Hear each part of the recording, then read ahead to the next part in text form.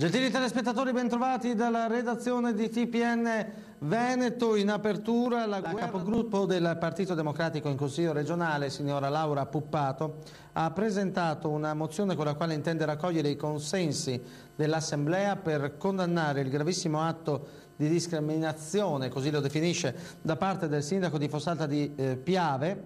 Tra l'altro nel comunicato c'è un errore grossolano. Laura Puppato scrive Fossalta di Portogruaro. Questi errori di geografia i politici devono smetterla di comminarli, perché hanno veramente stancato gli errori, non i politici per ora, nei confronti, ribadisce la Puppato, di una bambina africana di 4 anni la cui famiglia non riesce a pagarle il pasto nella mensa della scuola. È come confondere Fossalta di Piave con Fossalta Maggiore. Ecco, la mozione Puppato si richiama alla Convenzione internazionale sui diritti dell'infanzia e chiede al Consiglio regionale di ribadire il carattere aperto, ospitale e cosmopolita delle comunità venete e il rifiuto di qualsiasi propaganda e atto di discriminazione nei confronti dell'infanzia e di esprimere solidarietà nei confronti della famiglia della bambina e delle maestre, delle operatrici che hanno ceduto i propri buoni pasto, ricevendo per questo dal sindaco l'accusa di danno erariale. Tra l'altro i rumors di oggi parlano di un sindaco Sensini di Fossalta di Piave in netta difficoltà. Il PDL